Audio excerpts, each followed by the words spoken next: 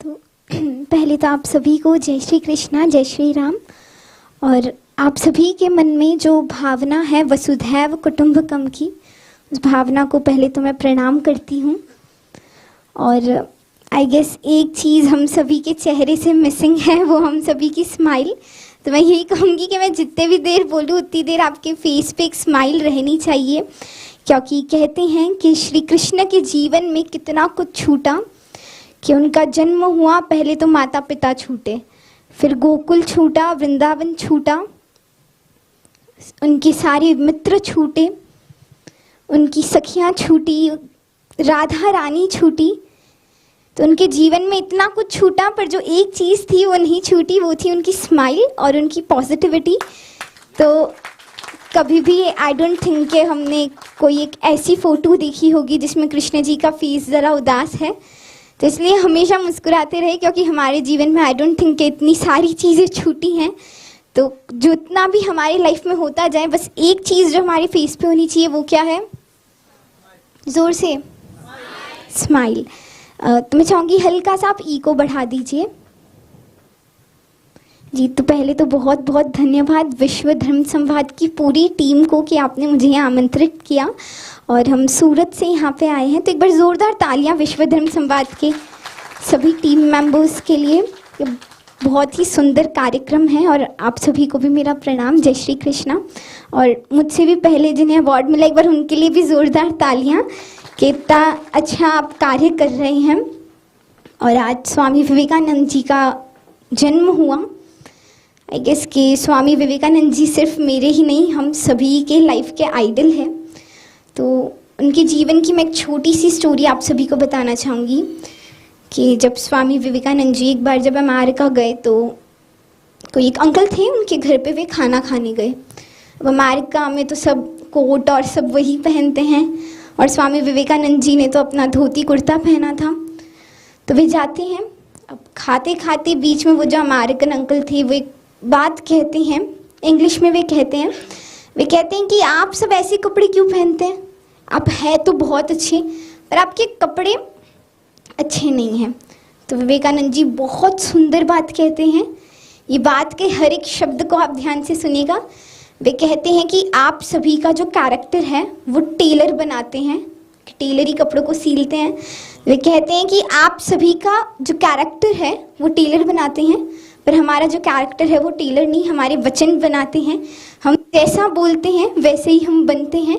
तो इसलिए कैरेक्टर के लिए कपड़े इज़ नॉट नेसेसरी। जो सबसे ज़्यादा नेसेसरी है वो क्या है कि हम क्या बोल रहे हैं। और विवेकानंद जी जब 1893 में जब शिकागो में उन्होंने इतनी सुंदर सी स्पीच दी थी, तो मैंने भी जब उनकी स्पीच सुनी तो मैं 3-4 चीज़ें उनकी स्पीच से ही कहना चाहूँगी। कि पहले तो उन्होंने बहुत सुंदर बात कही।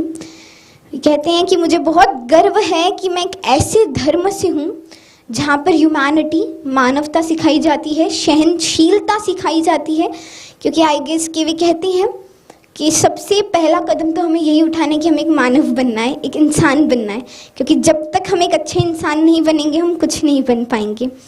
और एक और सुंदर बात कहते हैं कि मैं यहाँ पे आया हूँ तो इसका मतलब ये नहीं कि आप सभी एक ही धर्म को फॉलो करें, सब सनातन धर्म को फॉलो करें, या फिर कोई एक पर्टिकुलर धर्म आप उठाइए और उसे ही फॉलो करिए।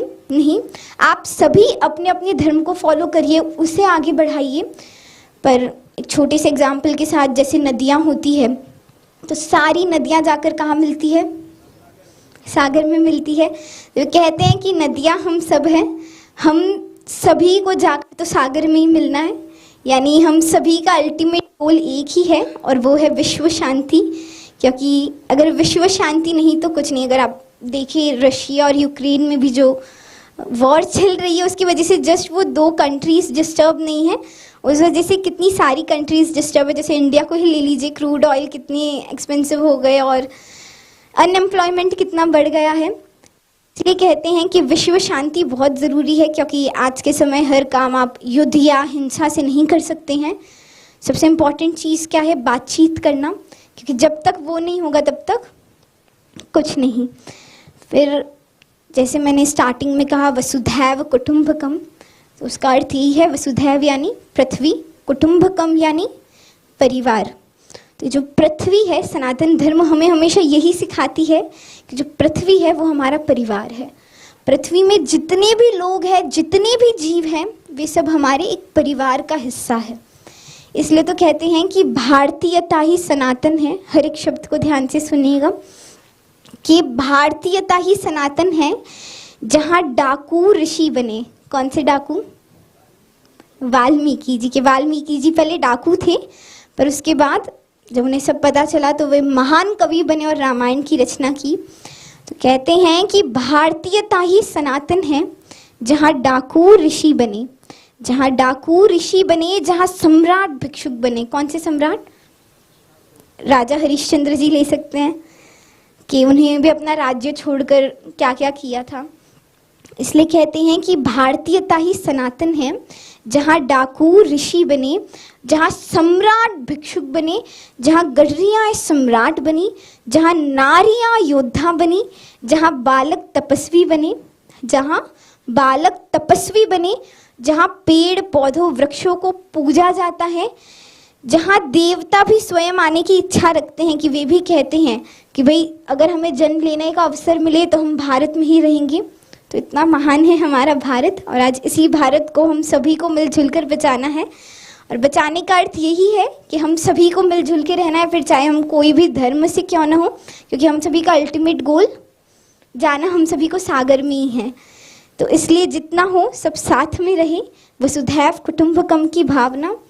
और एक और बहुत ही सुंदर सा श्लोक आप सभी ने सुना होगा, सर्व भवन्तु सुखिनः सर्व सन्तु निरामया सर्व भद्राणि पश्यन्तु माँ कश्चित् दुर्भाग् भवेत्। यानी श्लोक यही कहता है कि सब खुश रहे, सब हंसते हुए रहे और सब निरोगी रहे। तो इतनी महान विचारधारा के साथ मैं लास्ट में सिर्फ एक ही चीज़ कहूँगी कि मुझे पुरस्कार भी शांति के लिए मिल रहा है, पर आई गेस कलयुग के अंदर प्रैक्टिकल होना बहुत ज़रूरी है। कि कहते हैं ना कि सदा अहिंसा सर्वोत्तम मन की कस्तूरी है।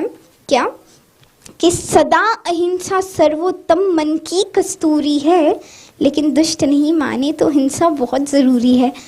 तो प्रैक्टिकल होकर मैं ये कह रही हूँ कि हम सभी के हिंदुइज्म में, सनातन धर्म में कहते हैं कि अहिंसा परमो धर्म, हम सभी ने सुना है। पर उसके बाद एक और लाइन आती है, धर्म हिंसा तथैव च। यानी अगर हम हमारे धर्म के लिए कुछ कर रहे हैं तो वो हिंसा भी कहीं ना कहीं जाकर सही है। अब ये मैंने इसलिए यहाँ कहा क्योंकि शांति से हर काम हो सकता है, पर जब श्री कृष्ण भी गए थे दुर्योधन के पास शांति का संदेशा लेकर कि भाई शांति दूत बनकर वे गए थे कि हम सभी छोड़ देते हैं, आप हमें बस 5 गांव दे दो।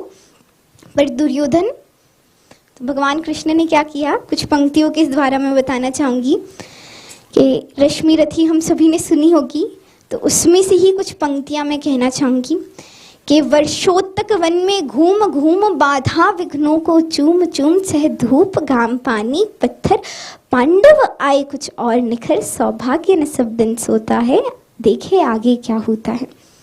और श्री कृष्ण आते हैं तो मैत्री की राह बताने को, सबको सुमार्ग पर लाने को, दुर्योधन को समझाने को, भीषण विध्वंस बचाने को भगवान हस्तिनापुर आए, पांडव का संदेशा लाए। क्या?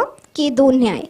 2 न्याय अगर तो आधा दो, पर इसमें भी कोई बाधा हो तो दे दो केवल 5 ग्राम और रखो अपनी धरती तमाम। पर दुर्योधन वह भी दे न सका, आशीष समाज की ले न सका, उल्टा हरि को बांधने चला जो था असाध्य साधने चला। कहते हैं ना कि जब नाश मनुज पर छाता है पहले विवेक मर जाता है। अब शांति से तो भगवान ने ट्राई कर लिया, पर उसके बाद कहते हैं कि हरि ने भीषण हुंकार किया, अपना स्वरूप विकराल किया, डगमग डगमग दिग्गज डोले, भगवान कुपित होकर बोले, जंजीर बढ़ाकर साध मुझे, हाँ हाँ दुर्योधन बांध मुझे। यह देख गगन मुझ में लहे, यह देख पवन मुझ में लया, मुझ में विलीन झनकार सकल, मुझ में लय है संसार सकल, अमृत फूलता है मुझ में, सुनहार झूलता है मुझ में। तो श्री कृष्ण ने पहले शांति से तो प्रयास किया कि भाई शांति दूत बनकर जाते हैं, काम हो जाए, पर जब नहीं हुआ तो वही सल्यूशन निकला। और एक चीज़ जो हम सभी को पता है कि भारत अभी G20 का अध्यक्ष बन चुका है, जो बहुत गर्व की बात है। एक बार ज़ोरदार तालियां उसके लिए। और G20 का बहुत ही सुंदर स्लोगन है कि one earth, one family, one future, यानी एक ही अर्थ है, हम सभी एक फैमिली हैं और हम सभी का एक ही फ्यूचर है। और इसलिए मोदी जी कहते हैं ना, सबका साथ सबका विकास, एंड आई गेस वो हो रहा है, क्योंकि हम सभी के प्रेसिडेंट कौन है? द्रौपदी मुर्मू जी। और वे कहाँ से आते हैं? अगर उनकी भी लाइफ स्टोरी आप देखें तो आई गेस सबका साथ सबका विकास हो रहा है। और G20 के अध्यक्ष है, ये भी बहुत गर्व की बात है हम सभी भारतवासियों के लिए। तो मैं पुनः धन्यवाद कहना चाहूँगी विश्व धर्म संवाद की पूरी टीम को। और एक बार आप सब अपने लिए ज़ोरदार तालियां बजाएं। और तालियां क्यों बजाएं? क्योंकि एक छोटी सी बच्ची को आपने इतने ध्यान से सुना, ज़्यादा बातचीत नहीं की, उसलिए। So once again thank you so much. जय श्री कृष्णा, जय श्री राम, जय श्री कृष्ण गुरु जी।